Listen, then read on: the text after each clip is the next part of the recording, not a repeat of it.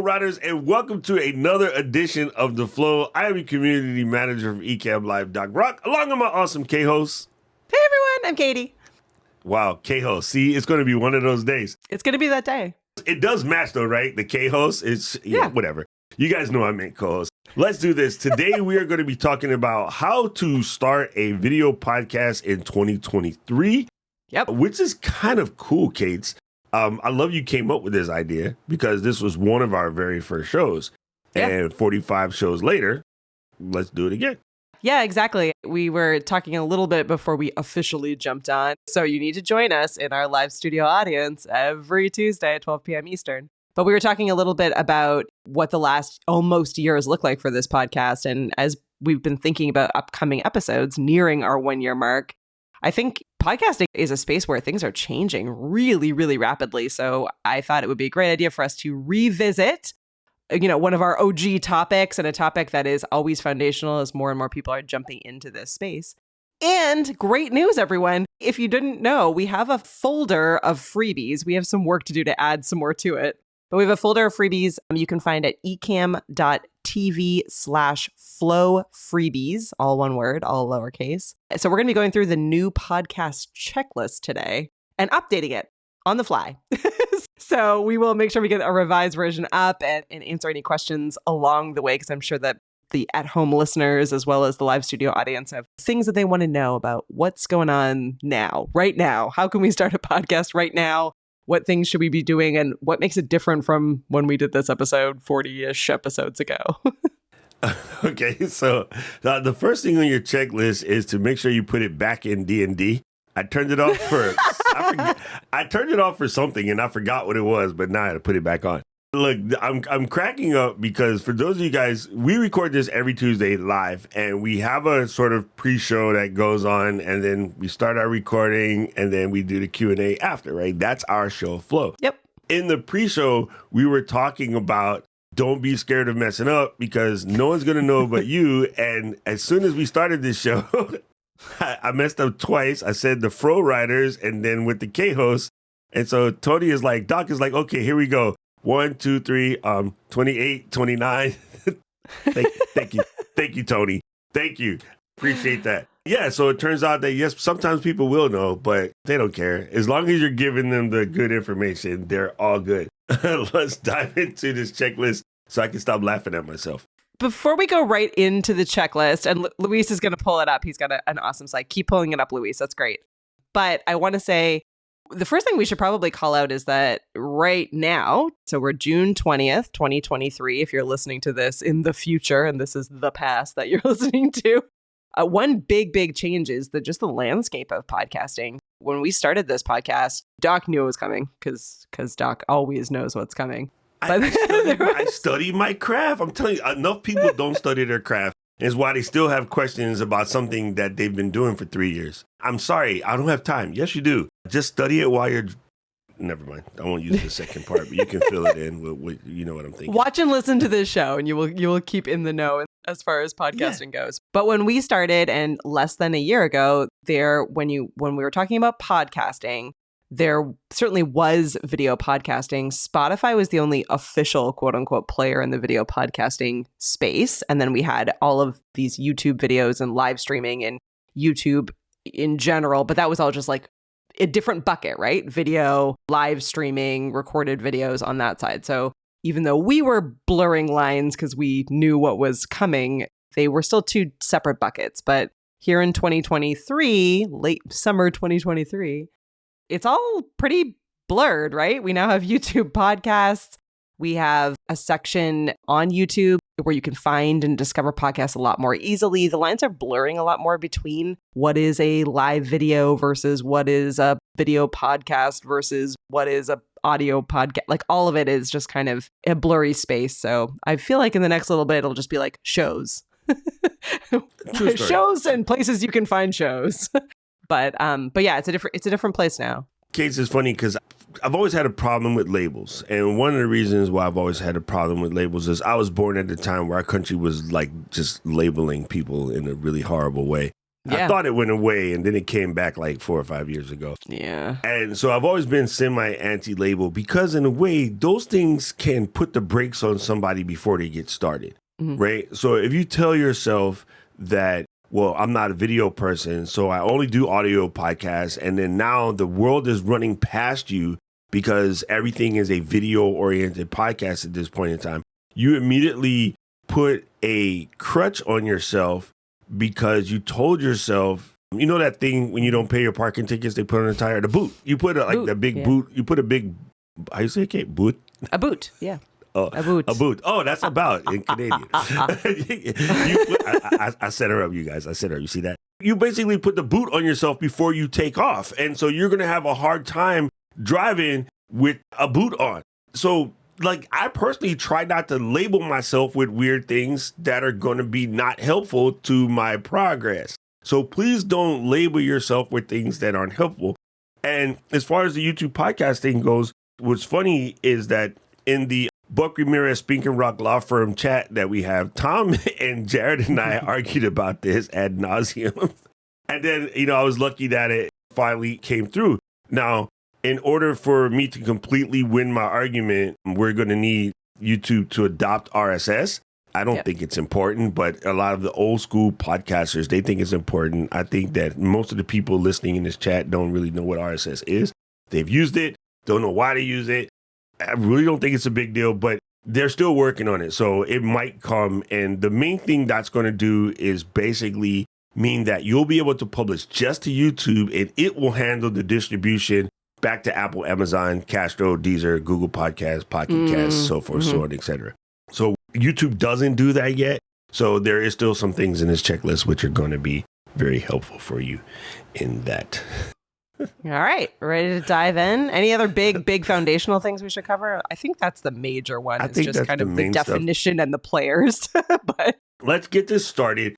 We have this available for you for download capabilities. It is in the description. Yeah, Ecamm with 2 M's, ECAMM.TV/flow freebies, all one word, lowercase. There you go. And there's a bunch of other stuff in there too. But yeah, this one is here. So if you're listening, we're going to talk it through anyway. So no worries. We will describe what you are seeing. And if you're watching, you can see it here on screen.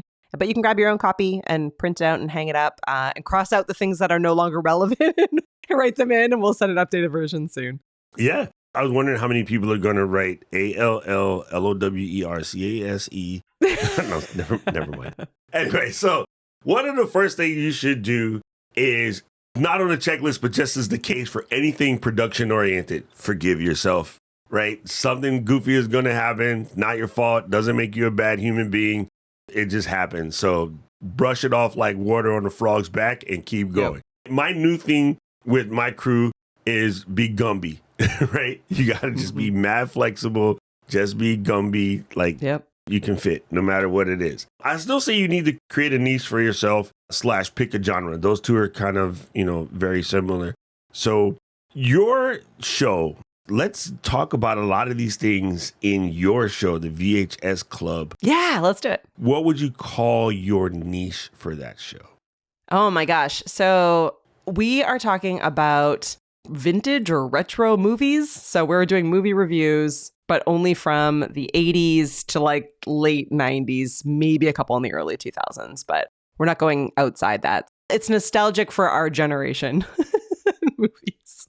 Okay, so I like that because it is a combination of this movie review show. It also would fit into a little bit of the pop culture category. And I would say it's highly conversational. So if you get requested from somebody as to what those things are, that's going to mess you up because you'll be looking for the other ones, but you might find all of them in the list. So some places will ask you. So you have a very definitive niche right there. Okay, so you got to pick a podcast name. This is where most people get stuck. It's very hard. Our name came about completely by accident, but it works. I think most of them come about completely by accident. Right. I remember so I worked back when I first started my career as a copywriter. And we used to do these things where we would lock ourselves in a room, like one or two of us, with a giant whiteboard. And no matter what we were working on, whether it was like a campaign or a business name or a slogan or whatever else, we would just start writing words on a whiteboard, right? Like things that you think about as you're thinking about like your niche and the show and what you want to talk about and what those elements are. Just throw all those words out wherever you're putting that, on a whiteboard or somewhere else that's visual, and just start circling the words you like and keep adding words and think about it over the span of like maybe a week or so. And then when you figure out which words you like and they go together and you kind of figured out a vibe for it, then once you have it, then you want to do like a quick Google search to see like, does anyone else have it? If they do, is it in like the same space as what you're doing? How important is it? Are you going to bump into any kind of copyright issues or, challenges as people are looking for it? And if not, and you're good to go and it really works for you and you like it, then you're there. But yeah, it's the same as doing anything else. It just takes a little bit of brainstorming and you kind of have to talk it through and get all the words out. Or like us, you just fall into it, which is fine. Like we fell into it, but then we kind of thought about it for a little bit and we bounced the idea back and forth off of each other. Like it's not as hard as it seems. And these days you can also use like all of the AI tools to help give you some ideas too. Hey, Chad, I like these titles. Do you have any other suggestions? Using AI to help you find a title. That's actually very, very good.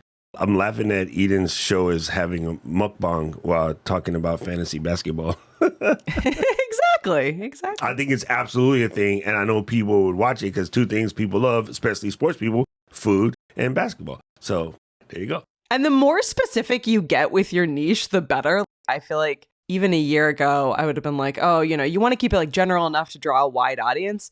You don't. There are millions and millions of podcasts and shows and everything out there that you will find a big enough group to support your podcast by getting real specific. I could have done just a movie review podcast, but that would have just been too big to cover like all different kinds of movies, especially for taking recommendations. So I niched it down to the movies that I love from the generations where I was growing up watching movies endlessly, right? But that makes it relevant for other people like me. And so then when you're building a community, you're building the community of like-minded people who love what you love and are excited to talk about what you want to talk about. And if I want to do a movie that took place in 2020 or whatever, I could do that. I could make an exception and do a review with someone else. I mean, no one's going to like fight me about it. It's my show. But it makes it easier for people to know why they want to listen or watch your show. So yeah, I would say to get as specific as you can. And honestly, I think one of the things that's really good about your show is that when doing the homework for the show, it reminds me of one, how good these movies were according to that time and space, but also how much of that would never fly today. So everyone complains about how bad modern movies are. It's because they can't do so much stuff. So much of the stuff that made movies good when we came up watching them, you can't do none of them anymore, right? You would get in all kinds of trouble.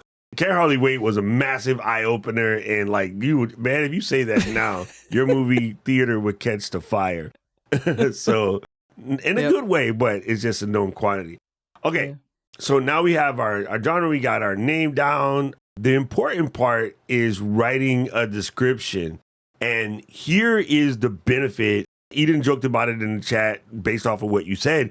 But honestly, ChatGPT or some of these other guys can help you make a decent don't description. write it yourself. Always know that you can change this as many times as you want. Yep. It's not something a lot of people stare at. It's not super important, but it does help for the people that are nosy like that. Most of us, let's be straight honest, get our podcast recommendations from a friend said, watch it. Rarely have I ever been scrolling in a podcast aggregator, looked at a piece of cover art, and then went, yeah, this one's for me. Most cases, the podcast came because somebody recommended it, and then now I'm hooked. I will say your description is important, but don't freak out over it. Yes, I completely agree with that. But here is a section that I think actually we might want to make a couple of additions, edits, updates to. One, I think we absolutely should add in that using tools like ChatGPT or any of the AI tools to help you with this is a must, even if you're a genius writer, just to be able to make sure that you're on the right track with the right keywords and everything like looks appropriate. Two, I would say having a template both for your podcast description as well as your episode descriptions is going to be super, super helpful for you, regardless of whether or not you change it down the road. Thinking through what that template is, because with the introduction of YouTube, so if you're going to be in the YouTube space, which we 100% think you should be, people will discover your episodes. Maybe they don't follow your entire show, but the VHS podcast has, I think, 42 YouTube subscribers, which I'm like on the moon excited about, right? But it's not huge numbers. Those are not like gigantic, millions of people numbers. We're not going to get there. I have no aspirations to get there. Man, you have 42 people who watch you, who decided to stop and take a time to listen to you two clowns talk about old movies. Exactly. So right? That is Hercules moment right there. But we get people all the time, and more so the more we share. Now we have this process in our podcast where I research all the like movie facts about each one of these movies. We share them throughout the episode. But we were like, oh, it'd be really fun to do a YouTube short and also post it to our Instagram with 3 of our favorite facts from each of those movies. I still need to backtrack and add it to past episodes. But those shorts are getting a lot of momentum on YouTube because YouTube cares about shorts. And we've put in the correct descriptions, right? We put in the correct SEO here that we have people who don't know us at all and are not people that were recommended by any of our friends or family that are discovering episodes because YouTube is showing it to them or because they're looking for an actor name or a movie fact or something like that, and our videos come up. So I will say, like, in this kind of podcast description section, but I think having a template for that has made it really fast and easy for me to be able to say, okay, I'm constantly kind of duplicating that show description and then using it to like build out our episode descriptions. And then I have like a set template that's for our shorts. And I don't care at all necessarily what that says. Like Doc said, when I'm putting it out to Apple Podcasts, it's less relevant there, but it's super relevant and important on YouTube because that is how YouTube is seeing it and sharing it. And our podcast has not yet been approved and picked up by YouTube as a YouTube podcast yet.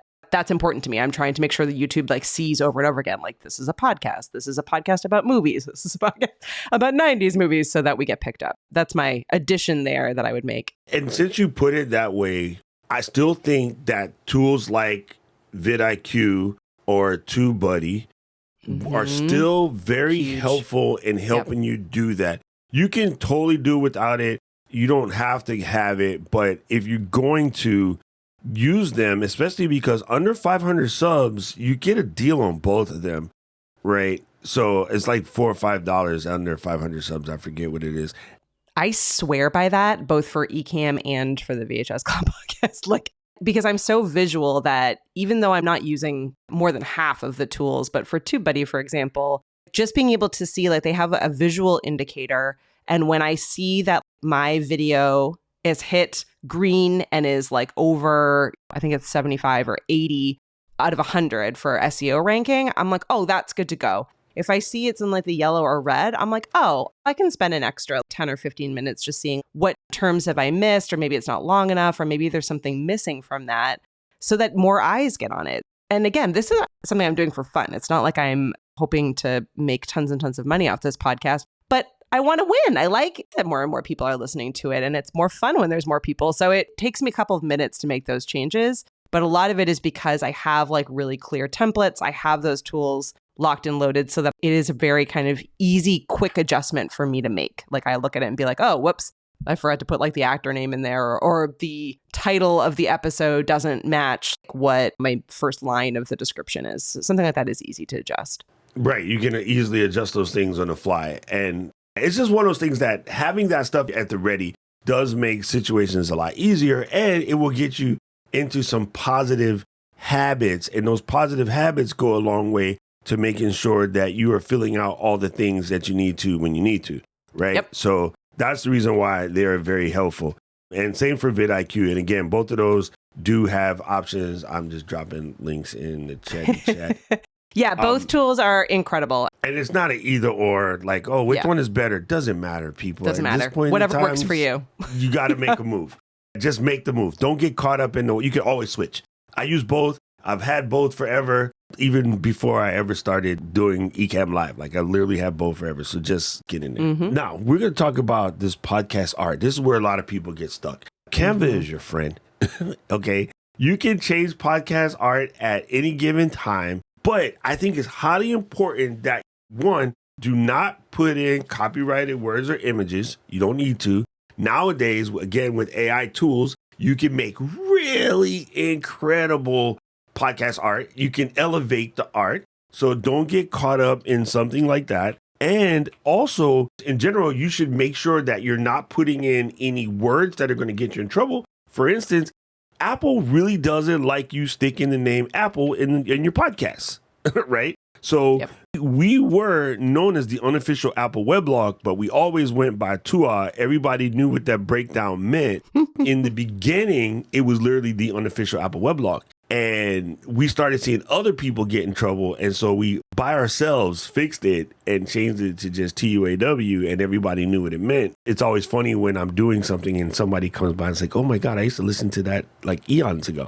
And yeah, so don't put in the copyright names. Like if you want to be a fan of the new Dodge Ram that's coming out, come up with something similar. Don't necessarily put Mopar in your title. No one's going to care when you're small.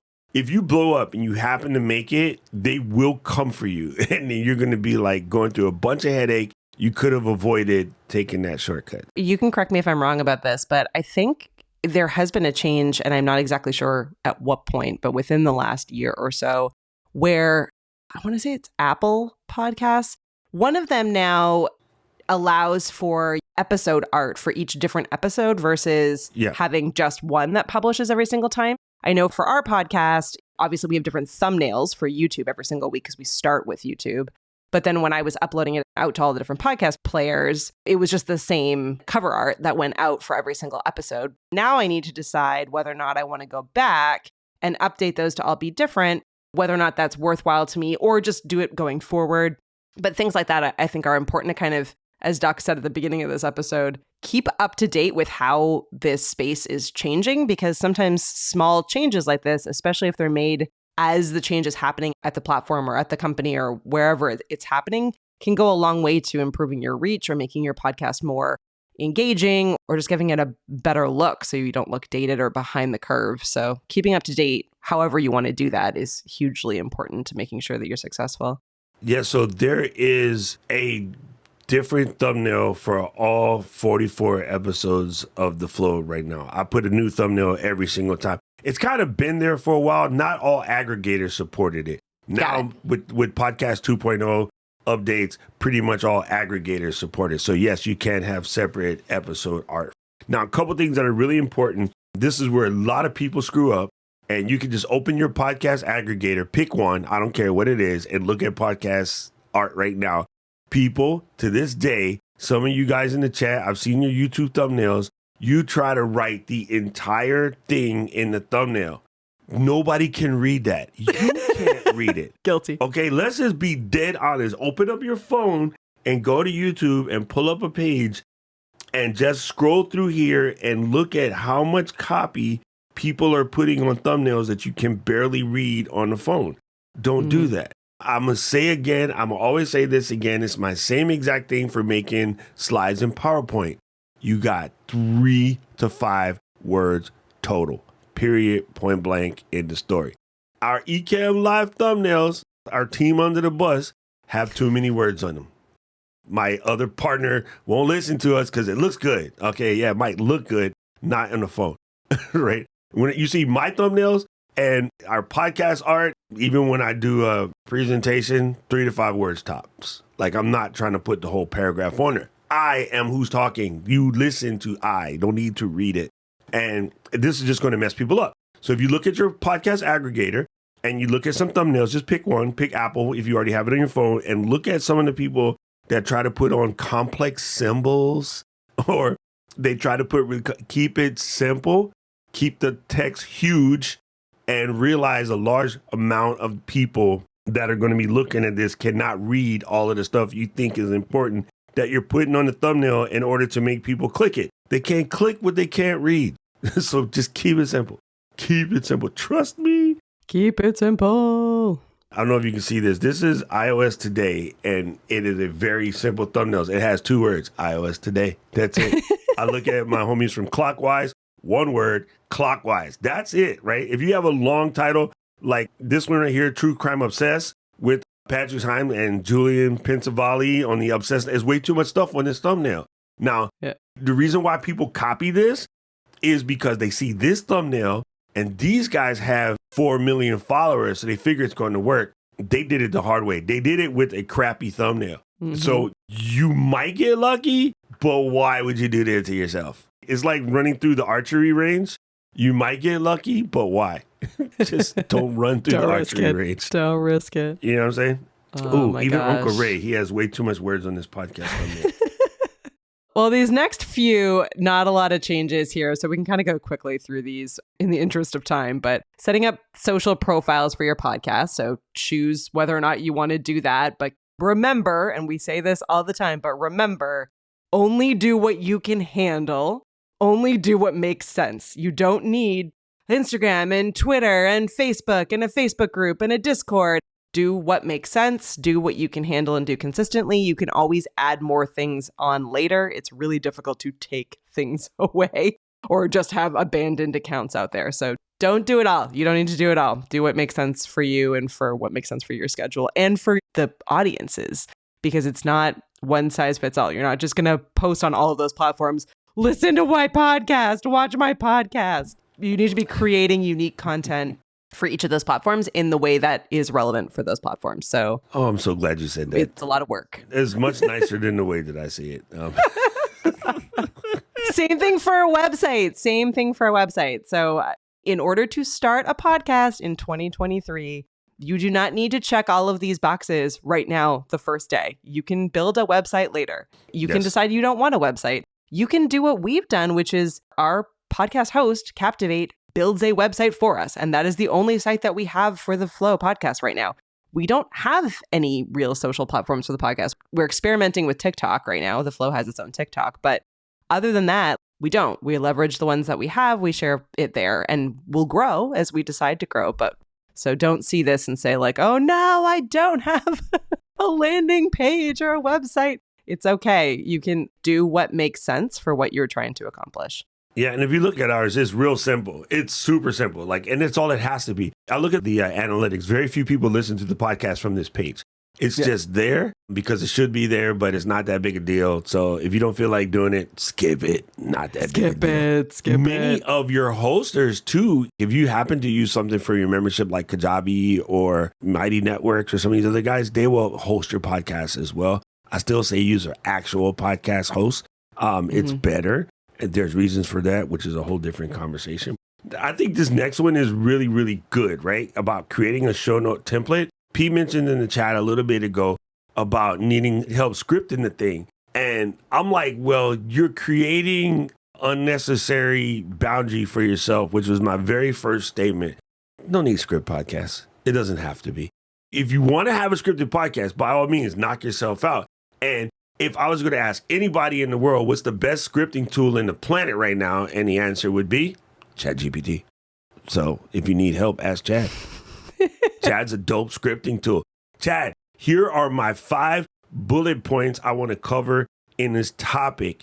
Help me write a script about this. First, give me the outline. Second, give me the script. And it will write the script for you. Then you go into Grammarly and fix it and adjust it to, put the right facts in because it says dumb stuff sometimes. And you're done. But personally, I won't even listen to a scripted podcast. If I want scripted TV, I watch freaking Netflix. I want to know the person behind the mic. I don't want to know, hi, today my name is Steve. We are going to talk about scubaing. I have been scubaing since I was 13 years old. Once Adam Sandler made a reference about me in the movie. Yeah. No, come on. Nobody want to hear that mess. People want to hear people. The one thing that I would say that, and I've been thinking a little bit about this as well, just like listening to other podcasts and watching other shows. We don't do this here on this show, and I don't yet do it on the VHS Club, but I am the kind of person, I do almost everything unscripted. I'm probably a little bit too on the fly. At least for the VHS Club podcast, I kind of have been playing with the idea of pre-recording a beginning and an end, just like really quick, welcome back to the VHS Club. Here's where you can find us. Here's what we're talking about this week. And then an end where it's like, follow, like, subscribe, whatever, the kind of call to action section at the end. Not necessarily to play every single time, but to have to maybe edit into episodes on the other side where they're actually going out and pushing out the replay or the audio only version. Because often we'll be having fun in the green room before we actually go live, and we start almost every episode laughing about something that we just said before it actually goes live and appears before everyone. And sometimes I will miss things that actually are important for consistency's sake and are relevant. So thinking through some of those different ideas is a good thing to be doing, both when you're starting as well as throughout the life of your podcast. When we started the Flow podcast, we had a really set format that we've actually abandoned maybe like 10 or so episodes in, where we used to have 3 questions or maybe 4, but most of the time 3 questions that we would ask during the podcast and then answer throughout the podcast.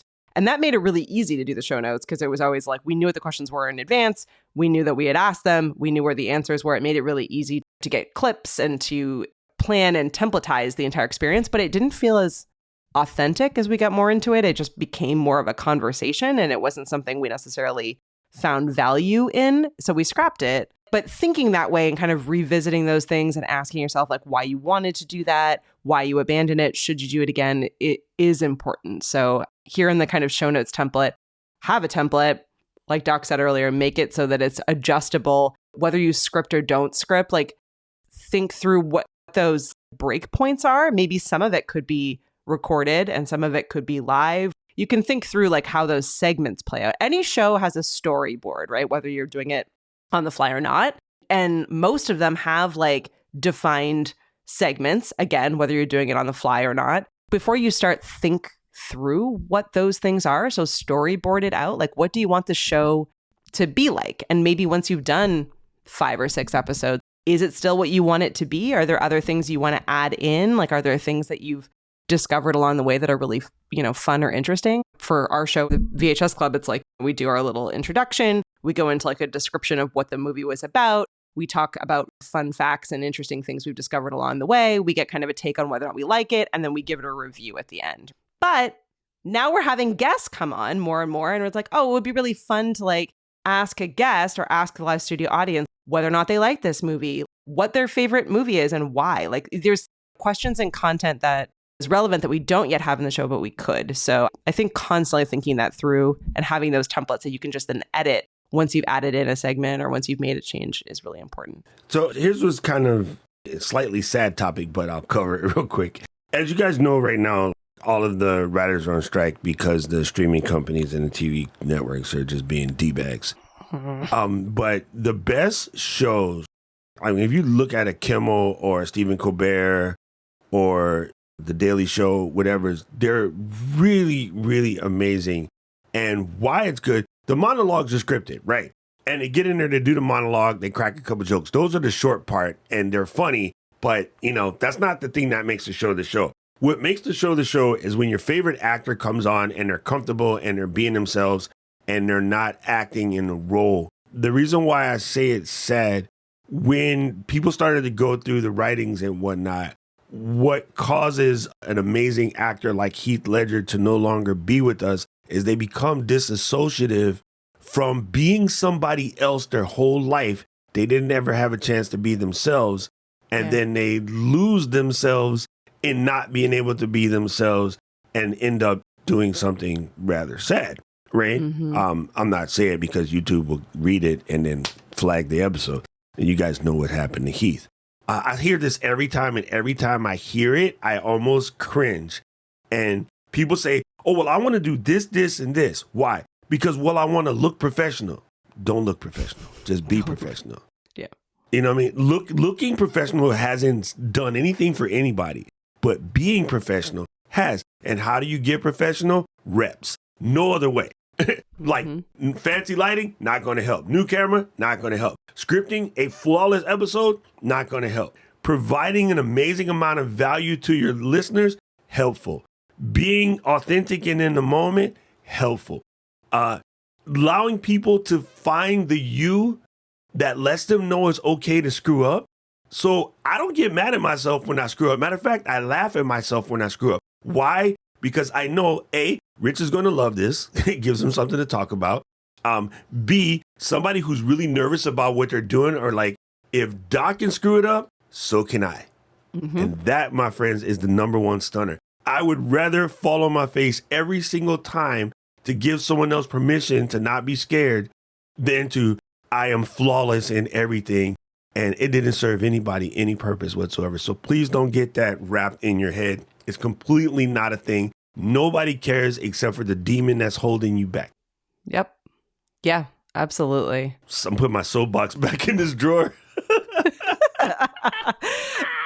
This next section on topics, I think is an interesting one because I think this whole section is really dependent on what your story for your show is. On the VHS Club, I have no issue at all with creating lists of topics because we're literally working through like a bank of what feels like 10,000 movies. So there's always a next episode. I keep adding more. Kimberly and I got like 6 that we hit you with every episode. Yeah. Like, you guys stop? No, it's fantastic. But shows like The Flow, where we're talking about like a general topic, there is always a list of topics. But I guess I would say for this section, definitely think through, obviously, what upcoming episodes are, if you're able to schedule them out so that people know what the upcoming episodes are, or at least know the next one. That's hugely important. But don't be afraid, again, to kind of live a little bit in the moment, because if you're doing a show similar to this one where it's on a big topic, things may change really quickly and you might want to be able to do a really timely or relevant episode on something that's happened out in the world or in your topic. So have a list of topics, but also if you have these templates and you have kind of a good understanding of your show and your audience, you should be able to adjust really quickly, or if things get really busy, you should be able to, you should know, it shouldn't be that difficult to come up with a list of topics. So choose your favorite tool with which to store them. Many of the podcast hosts like Captivate, for example, which we adore, has it built right in. So you can both create a list there as well as collaborate on a list there. But again, don't overthink this section too much, because if you know your stuff, you got this. Right. And again, ChatGPT can help you. Like there's so many tools out there to help you. Think about the questions that your audience is asking or the things that they care about. And the rest of it is much easier than it seems. So check on that one. You already covered it. The only thing I would say add to this list now is definitely add talk to Chad about this. Talk to Chad. And another thing that I would add is if you already have a newsletter pop in or you have a community pop in, posit this question to your community. What do you guys want to hear about in the podcast? That's where you're going to find your gems. And whatever they say, those would be my first 10 episodes. Yeah. Oh my gosh. I've been thinking about this a lot, actually. So again, on the VHS Club podcast, since we're using that as an example, I've been thinking about just creating like a Notion page that's like, here is our list of movies. And every time someone suggests them, we just add it to the list and add it into my show notes so that people know like which ones we've already done, which we're working through. If they want to like reach out and be a guest on one of those shows, they can do that. And that's easy, free, doable, like everything about that. And it builds a community. It's so simple. It's so discoverable. It's discoverable. So that would make way more sense for us than spending weeks and weeks and weeks building out some like elaborate, fancy webpage. What's the movie list? Let's collaborate on that together. So I think the brilliance of making a Notion page and then having the Notion page be a list, but each one of those list titles being a page to where people can pop in things, it would allow the people to put in their favorite quotes, put in their secret facts about this, facts about this particular actors, unknown parallels or tie-ins, weird conspiracy theories, and maybe even clips that are on YouTube that bring up a certain section. So the audience is writing the show for you. You just have to go and do the show with your own performance notes and your own inputs. I would have had a bunch of stuff to add to Blade. Yeah. And big ups on you. Listen, I consider myself a die-hard Marvel fan. I would go toe-to-toe with many people on a Marvel conversation. Completely forgot that Blade is the first Marvel movie. Yeah. I mean, unless you count Howard the Duck, I suppose. But I did say that. I did say that after, because you pushed the envelope by reminding me that Blade is the first Marvel movie. And then I had to back it up and go, not really. Technically, it's Howard the Duck, but you know, hey, so there it is. Yeah. I love that idea. That is brilliant, Kate. That should definitely be coming soon to a theater near you. There you go. In a world, Kate and Nat sit down, drink wine, and talk about 80s movies. You guys didn't know I could do John Fontaine. Oh my gosh. Okay. Well, now my ideas are going dark. We'll talk offline about how you could do our intro for us. Oh, that would be great intro to your show. Okay. So now I do want to change this. You don't have to change it, but I'll tell the listening audience because you guys have an opportunity to. I would say record your first episode. That was my thing. I think I want to change it to record your first 3 episodes. Yeah, I was going to ask about that because you need that first, and whether it's like a trailer or promo or it's your actual episode, but you need that first one to actually populate the podcast players, right? Correct. Like otherwise you don't exist. I've seen a few different people do really interesting things with this. Shout out to Mike Alton, who is a friend of Ecamm, a friend of the pod. When he started, I think it was his second or third podcast, but when he started a podcast, he recorded that first trailer and the first episode, and he sent both of those out by email to his list and said, hey, my podcast is officially launching on this day. Here's the trailer and the first episode. Would love for you guys to give this a listen through and leave a review and a rating on Apple Podcasts. But there's clever ways, if you've done the steps of recording, as Doc said, anywhere between 1 and 3 episodes, to be able to kind of start officially with a bang. Take that as kind of like the pre-show. So you're giving kind of a little bit of a buffer and a chance for people to kind of binge a little bit. You're giving the chance for the podcast platforms to be able to see and get the momentum out to people. And you can be clever with your marketing with it. So I'd agree. And I did not do that with mine, and we didn't do that with this one. But I think I would definitely change to add that to kind of build a little bit of hype there. There you go. Now, I think it's important that in the beginning, you want to edit your own shows.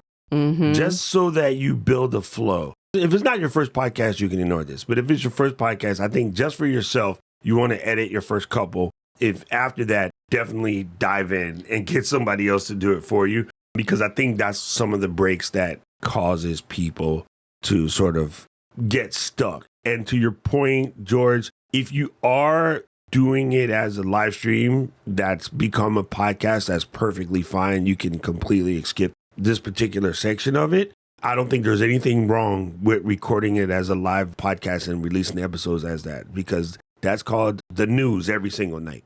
Yeah, I was actually going to say that give yourself the first 3 weeks of live episodes, bank those, and then don't put those through your podcast host until you have 3 or 5, whatever your number is that you're waiting to hit. So just as a reminder for everyone, the format of this show and how we are leveraging both live streaming and YouTube, as well as just podcasting and audio only podcasting in general, is that we are going live every single Tuesday, 12 p.m. Eastern on YouTube.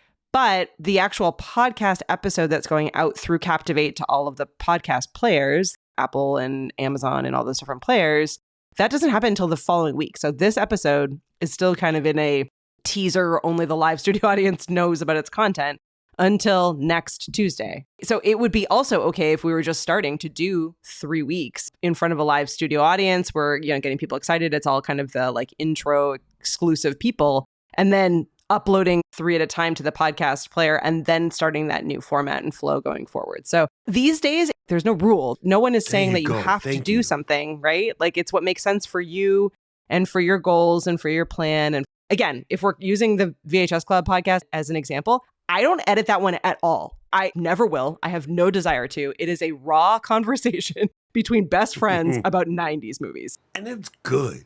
I am not going to edit it, and I'm not going to overthink it. Like it just is. But for me, my goal is I would rather spend that time hanging out with friends talking about movies than spend an hour, 2 hours or whatever a week editing it and worrying about, making sure that it's perfect and getting it out. I don't want to spend my time that way. You may have a completely different goal than that. You need to think through like how that process works and what you want to get out of it, but have that conversation with yourself or with your team or whoever else you're working on this podcast with to make sure that makes sense and what the timeline is for all of that. But that's what I would say. What's what I would say for that. I get laughed at all the time by friends who are like, "You're not going to edit this?" I'm like, "No, I'm never going to edit this show. I have no desire to edit it. It is an unscripted, authentic conversation. That is the goal of this." And so far, fine. I mean, I guess I would edit it if there was like a huge audio problem or I needed to like stitch things together, or there was an issue that I needed to solve, but not for content and not for like any errors or mistakes or whatever we have along the way. A very wise statement I learned is when I find myself in trouble, Mother Mary comes to me speaking words of wisdom. Words of wisdom. Let it be. Just let it be. Fam, like seriously, there are certain things, especially now when we talk about this so much about authenticity being the key, this fear of I'm going to screw this up and it's not yours. Somebody gave it to you. I don't know who it is, your grandmammy, your grandpappy, whatever. One of them done gave you this thing. It's not yours, man. Please visit that and write it down on a piece of paper. I love you, Grandma, STFU. I love you, Mom, same thing. Ball it up, catch it to fire, throw it in the barbecue pit, do something. It ain't none of their business. This is your show. Whoever told you that you're a screw up and you mess things up or whatever, forgive them, love them, write it on a piece of paper, throw it in the fire. It's none of your damn business. You're trying to run a business here. People want to know just the real you. Now, Hank, you're not allowed to mess with fire. Everybody else. Yeah, everyone else. Hank, step away from the flame, my dog. I love you. Stay away. But yeah, just don't get caught in that. That's going to mess you up. Now, I'm going to do the last one, and I think we're going to make a clean break, and we're going to follow up next week with the second episode, because the next part we're going to get into is a little lengthy, and so I don't want to start something you can't finish, right? A lot of this is like can be reordered, reprioritized, and you can cross any of these things off. So like, again, if you don't want to do one of these things or it doesn't make sense, cross it off. If you want to like create a community space for your listeners to gather, which I think is an incredible idea. If you want to move that to like post-launch down the road, great, do that. If it's something you want to do before you launch, great, do that. If you don't want to do it at all, also okay. Like maybe it doesn't make sense for your podcast. These are like ideas that are editable. And even the last step I was going to say, which is record your intro and outro, that's kind of optional nowadays, right? Yeah. I think it's fun. I think that for us, and this is just us in general, I normally on a live stream, I'm telling all my people nowadays, skip your intros, right? And then somebody would say, but you do it on the flow because it's just good. That groove right there, it puts me in the special mind state, and then I'm ready to go. Like every time we hear it, Katie, myself, Luis, it like sparks something in me, right? I'm watching this dude, YouTube creator, and then he used our song in, that's the problem with Epidemic. But he used our song in video, and I was like, hey, mother, like really loud. And then Karen and Baba looked at me like, what? I was like, he using our song. And they're like, what song? Like, they don't even hear it because it was really faint. But I was ready to curse this dude out. Like, hey, listen, don't be messing with that. That ain't your damn business. This is my song. But yeah, you don't have to do the intro or outro. There's something about your community building around the thing. Like now, when we go into the chat at the end, a lot of people would be like Flow Riders out in the chat. Or a lot of people will start, when we first start, they'll be all like, Aloha Flow Riders, because you develop a trend, if you will. So that, again, optional, completely up to you. But if you want to do it, please do. If not, don't. Or get somebody else to record it for you. Even better. Mm-hmm. I have one of mine done by the voices in Descript. And now we have 11 labs and all these other things out there. If you need to, let somebody else do it for you. That's a wrap for this episode. We made it almost all the way through the flow checklist. And I think we should follow up next week and do an episode about podcast promotion, because I think that'd be good to kind of review and talk about. I would definitely want to go into picking the platform again. We have some equipment checklists. Some things have updated in there a little bit. So it'd be really good to talk about that. Yeah, we will continue this conversation next week. For all of the people that are playing the home version, you're more than welcome to come and check us out. Do it live. We do it live every Tuesday at noon Eastern. It is a lot of fun. You can posit your questions in real life and, we can answer them in real time. So come and hang out with the live studio audience. And if you have any questions, comments, feedback, check out flow.ecamm.com. You can always send us emails, flow@ecamm.com, FLOW@ecamm.com. And we basically record every Tuesday, do a Q&A session after. So please come by and be friends. If you haven't done so already, please leave us a review and let everyone know how you like the podcast. Now, this and every episode of The Flow is brought to you by Descript, one of our favorite tools. And Descript has recently got some updates. Whoop, whoop. I knew it. I told you at one day and one time, their sugar daddy, OpenAI, was going to add some features to Descript. And well, the AI features are working their way into Descript now. So if you haven't checked it out already, please go over to Descript.com and get yourself a trial. Check it out. We will put links in the show notes. People who are Ecamm users, there is a discount available to you in the perks section of the Ecamm website. All right, time to go into Q&A. At home audience, we'll see you next week. Flow Riders out. Bye.